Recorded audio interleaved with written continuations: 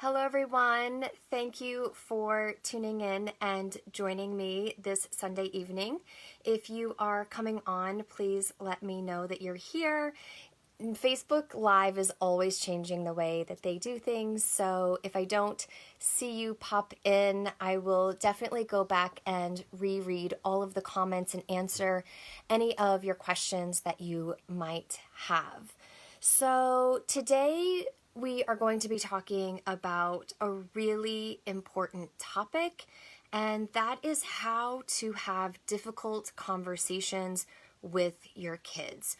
We, as educators, as parents, are really still processing the events of this past week.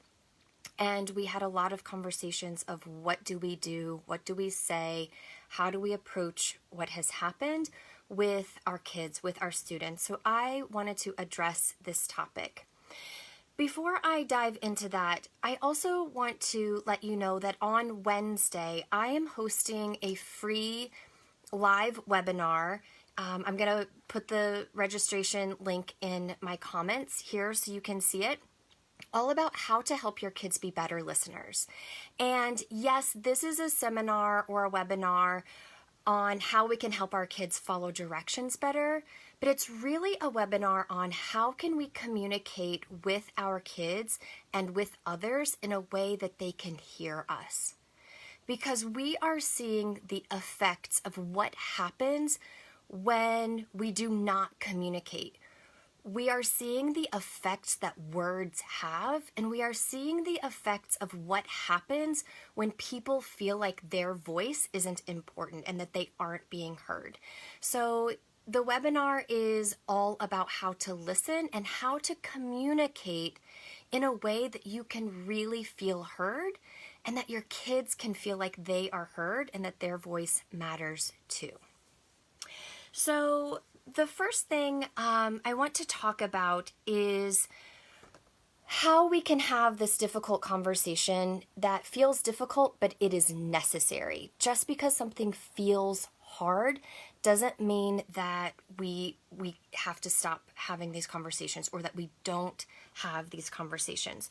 So I'm going to tell you how I talked to my students this week about what happened with the U.S. Capitol, but the structure that I use to have these conversations is a structure that I have used through many necessary and difficult conversations, whether it was the murder of George Floyd this past year, or we have unfortunately had deaths in my class over the years. And so this conversation structure is something that you can use with any topic that you feel like I need to talk to my kids and I'm not sure how to do it. So the first thing that I would suggest is take a moment for yourself. Sometimes when things happen, like what we saw on Wednesday, we feel this sense of urgency of, oh my goodness, this big thing just happened. How am I going to talk to my kids about it? So the first thing that I suggest is just take a moment to gather your own thoughts, to process your own feelings. We need to get rid of this sense of urgency. Yes, we need to have the conversation, but we first need to process how we might bridge the topic with our kids. So that is my first suggestion. Before you have a conversation about something as heavy as what we witnessed on Wednesday, take a moment for yourself.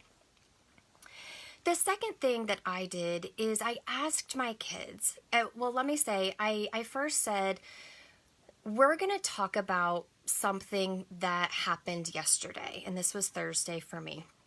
We're going to talk about something that happened on Thursday. Does anyone know or did anyone see in the news something that was kind of scary? That's how I brought it up. Something that you may have heard or you may have seen. I teach second grade, and I can tell you that every single one of my students raised their hand. So I want to say this as well. Kids know what's happening. If we are not talking to our children because we think that they don't know, we need to remove that. They know, and they may not know exactly what's happening, but they can sense your energy and they know something is going on. They might overhear you, they might overhear the news, they might see something. So I want us also to just be aware that our kids are watching and they are seeing. And if they don't know what's going on because you've talked to them about it, what they do is they start to create a story to make meaning of their world, to understand. And that is where misinformation often comes in. So it's really important, again, why we have these conversations, because kids know something is going on.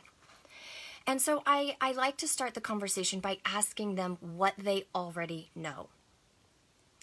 Then I tell them, I want to answer your questions, but I may not know all of the answers. So when you are having these conversations with your kids around either what happened Wednesday, what's been happening in current events, or another difficult topic, it's okay to be vulnerable. And it is okay to tell your kids that you don't know or have all of the answers. But then what you want to follow up with is saying, I don't know the answer to that question, but I'm committed to finding out. I'm committed to learning and knowing more so I can answer your question. That gives the kids an open platform, an open invitation that if they have a question later, they can come to you and you can provide in a research-based way, or however you need to do it, the answers for them. They feel like no matter when I have a question, I can come to my trusted grown-up and ask my question. So being vulnerable with how you felt if you were watching Wednesday, and I'm using Wednesday's events of the storming of the Capitol building because that is, I think, what's on a lot of people's minds right now. Being vulnerable, it was scary. I was confused. I was angry. All of these feelings that kids might be feeling as well, sharing with them in an age-appropriate, developmentally appropriate way. So again, you are having a conversation that is together. When you are having these conversations, it is so important to tell the truth. Tell the truth. Do not sugarcoat it. Do not put it in fluffy, fantasy, sci-fi terms. Tell the truth. Tell what we factually know and not any conspiracy that we've heard. You want to make sure that you are telling the truth. When you are telling what happened with factual information, you want to use the proper terminology. So again, if we're talking about the events of Wednesday, terrorists stormed the Capitol building. People who went into the Capitol building brought fear, physical, mental, emotional fear and terror onto those people for political reasons. That is a terrorist. We have to start calling things what they are. George Floyd was murdered. We have to start calling things, call it how it is, using proper terminology. If your kids are older, have images that you can talk about in depth with them so they can see for themselves, so they can then ask you questions. They can share their thoughts. They can share their feelings. And this is my next step of opening the conversation for kids to speak. What questions do you have? What are you thinking about? How does this make you feel? And then allowing for there to be silence. Sometimes we call that the power in the pause. Allowing kids to have some time to process. And when we ask our kids these questions, after we have told them the factual information and we give them time to ask questions, share their thoughts, share their feelings, they may not have any. They may not know what to say in that moment, and that's okay. To reassure them that anytime they have a question about what you talked about, anytime that they have a thought about what you talked about, anytime that they have a feeling about what you talked about, that they can come to you. We know that a lot of times things come up for children in unexpected or at a time when we're not in a conversation. Many times, especially for young kids, they process through play. And you might notice that they are playing out what it is that you talked to them about. They might come up with a question during bath time or before bedtime. So just be prepared that kids may not always have a reaction in the moment, but oftentimes after they've had time to process and they're playing or they're getting ready for bed or they're reading a book, it might spark a thought or a feeling or a question for them. And that could be the time that you address it. One of the things that children need is to feel a sense of love, safety, and belonging. So as you are having these conversations with your kids, it is so important to reassure them that they are safe. Sometimes when kids see or hear what's going on in the news, the first question that they have is, am I safe? And so we want to make sure that when we are having these conversations, that throughout these conversations, that we reassure them that they are loved and that they are safe and that they are here with a sense of belonging. One of the things that I saw on different social media platforms was, what are teachers going to teach tomorrow? Or how do I talk to my kids about this? And one of the things that I want to say is these conversations should not be a next day conversation.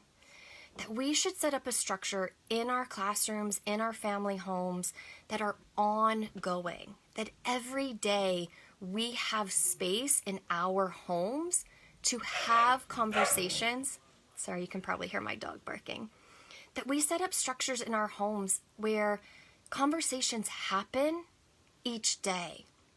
This is why I'm a big advocate for family meeting times. Maybe that family meeting time in times like this is every day. And then maybe it's a once a week where we're checking in with each other. The other thing that I am a huge fan of is having one-on-one time with every child, at least 10 minutes a day, where that child gets to choose the activity. When your child, again, is in play and you're doing something fun, that is oftentimes when they bring up things that they are feeling or thinking, like a conversation about what has been happening in current events.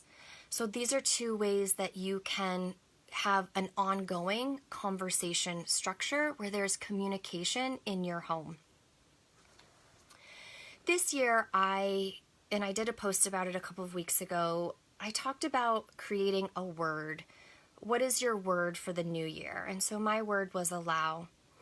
So you might, in your family meetings or your one-on-one time, come up with a word. What is the word that our family is going to live by? How are we each day going to stand up for other people, for every person, not just the people who look like us? What does that look like? And so one of the words that my class actually we talked about when I was having this conversation with them was the word hope. Because even though we are seeing so much turmoil, so much hate, so much fighting, so many things that are scary, not just to our kids, but to us, we still have to have hope. And I told my kids that I believe in them. That is why in my webinar on Wednesday, when we're talking about listening, we have to learn how to hear what people are saying.